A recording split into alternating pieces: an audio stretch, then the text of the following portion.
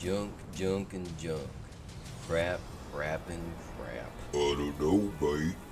Some people need junk and crap. That's just it, man. I got enough junk and crap. I need something different for a change. Hey, you! You looking to sell that there rust bucket?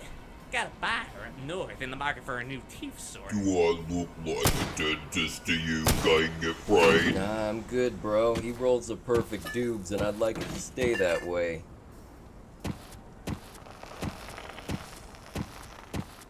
Whoa, check out all the fancy rugs and beadwork. Groovy. Don't recall seeing you around here before, Grandma. You must be pretty tough to be slinging in Kraken country.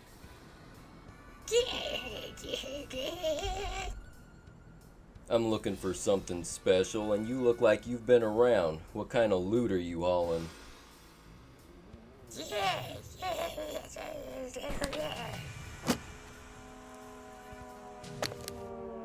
Whoa, is that one of them video game systems? Where the wreck did you find something like that?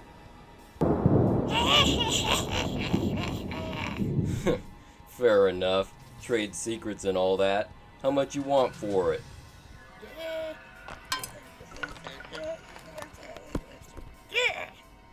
Damn, that much, huh?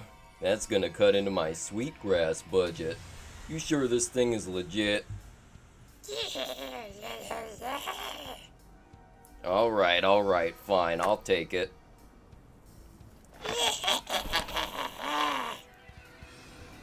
Thanks, Granny. If you got any more good loot like this in the future, let me know. Come on, Roach. Let's get out of here. Already? I was just making a new friend over there. I hope you know what you're doing, Dethy. Seems a bit of a chip to me. Nah, this thing's gonna be awesome, I can tell.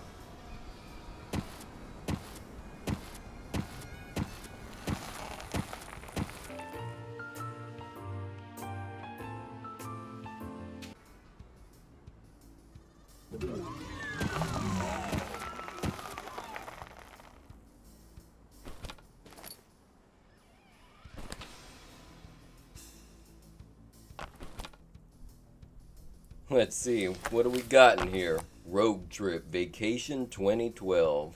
Wow, this is a vintage beast, ain't it? It's about 11 centuries out of date, in fact. You sure this bugger is even gonna work? Only one way to find out. Let's see what folks were up to 1100 years ago.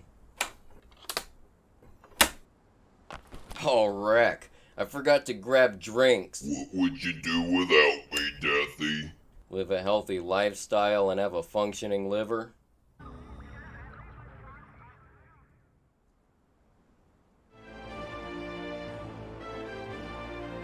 What's this junk mean? Am I being advertised to right now? I think they made this thing. You know, like how I'm a Brighton butt, but you turned me into a basement job and made me I don't have a basement. Whoa, what the frick is up with this guy? Must be something in the water. Hey losers, need a vacation? Can't afford one up I feel like I know that dude from somewhere. I don't know. Seems like one of them glam bandits in the clubs down south to me. Don't be a jerk, Roach. We've all made questionable fashion statements we'd prefer to forget. Auto Mercenary is a pretty cool title, gotta admit. Maybe I'll get into this line of work.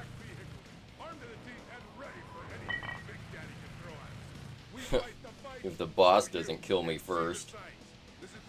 You kidding? You were born for this radio job, Dethy boy. Alright, enough of that. Let's get to the good stuff already.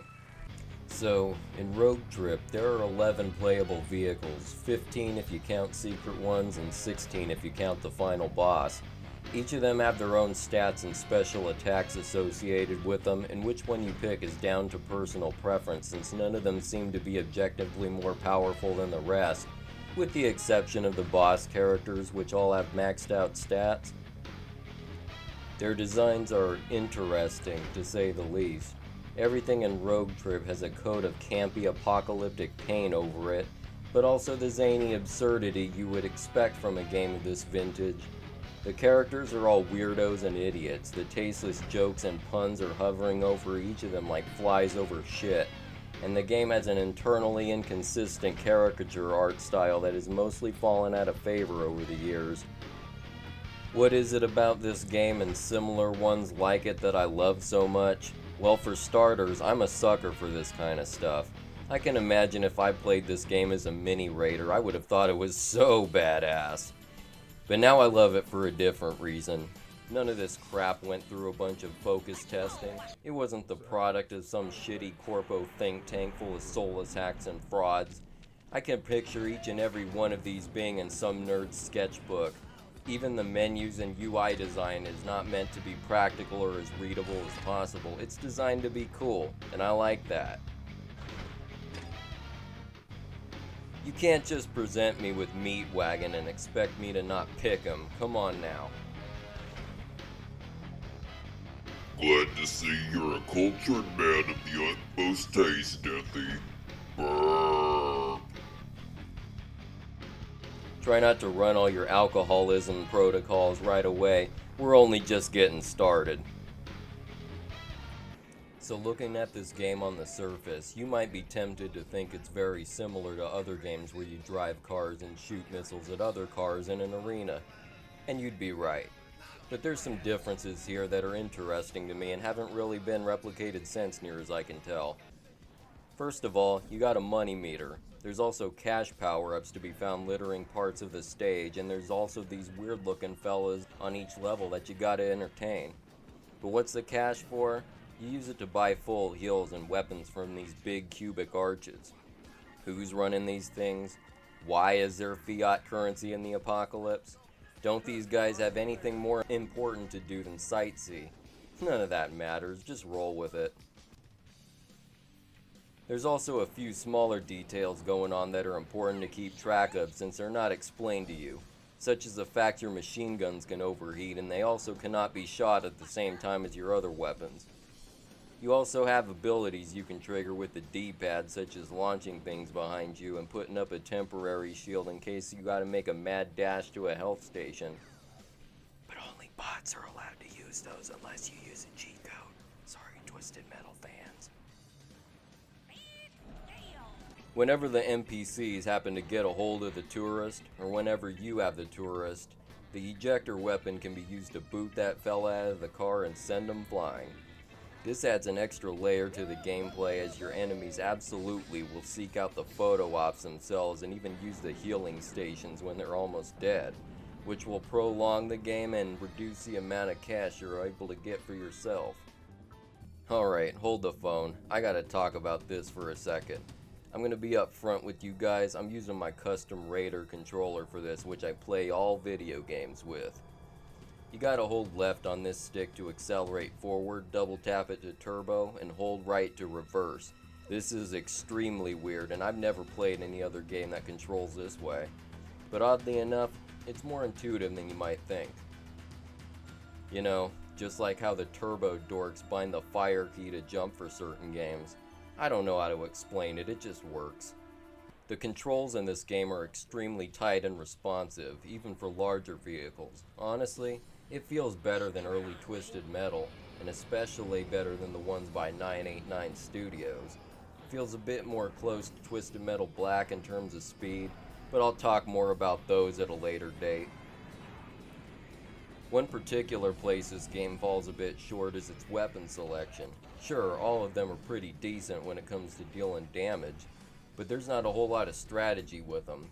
The Seekers shoot at a spread of 3 rockets which all home in on enemies, so even if you miss, there's a chance at least one of them will hit.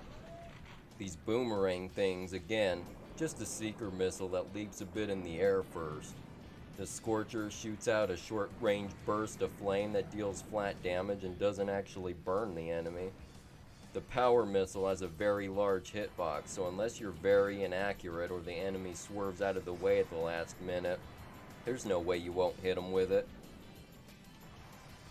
This also applies to the specials for each character. They are almost always some variety of spread weapon, direct hit single shot weapon, close range melee, or a seeker missile.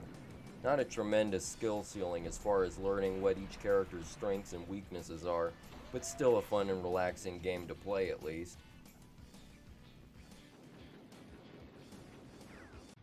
There are 10 levels in this game total, along with one secret level.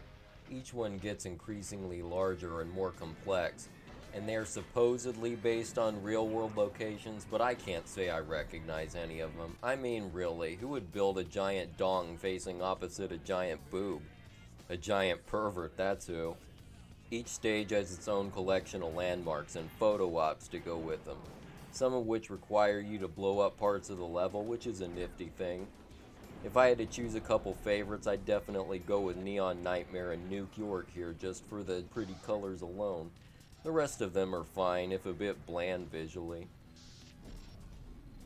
There's not a whole lot to say about them other than I like the variety, and also that this game isn't afraid to be nice and colorful. The music is also interesting.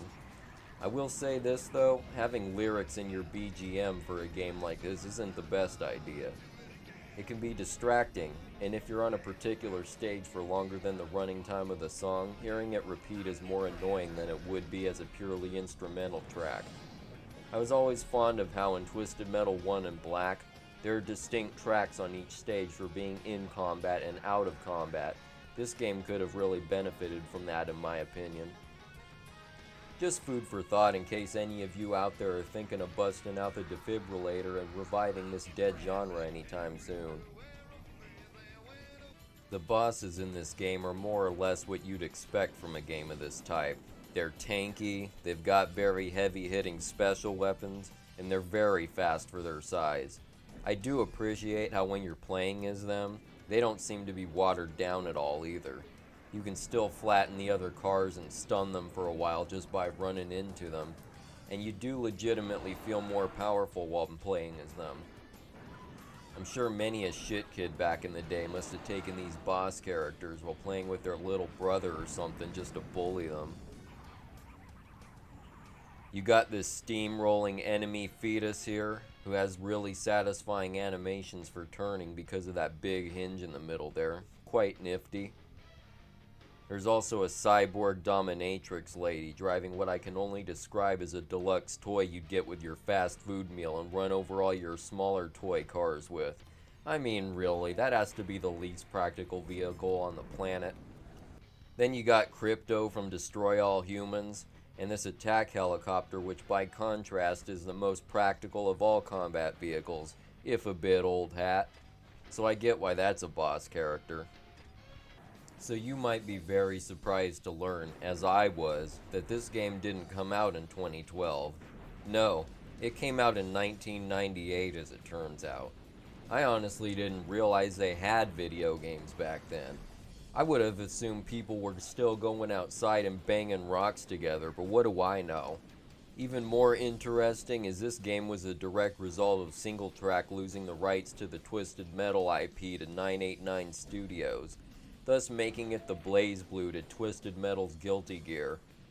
And just like Guilty Gear, after the new rights holders fisted the franchise enough for it to fade into obscurity, the old developers ended up getting it back, and that's how we got these two games.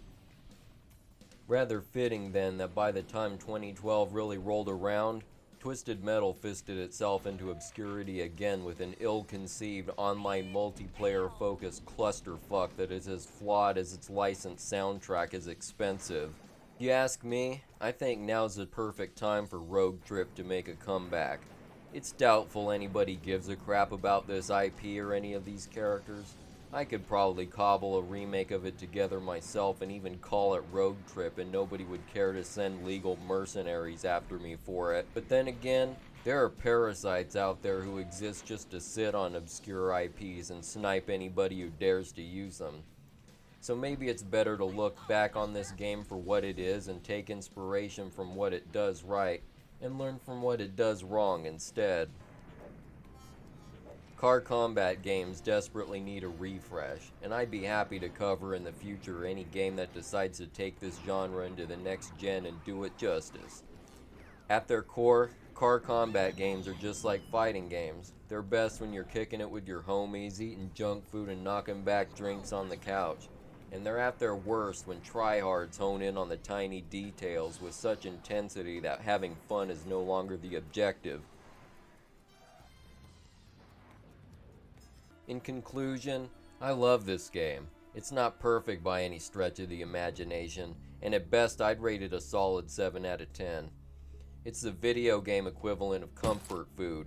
Not that nutritious, not that flavorful, but enjoyable in its own right, and it tastes like home.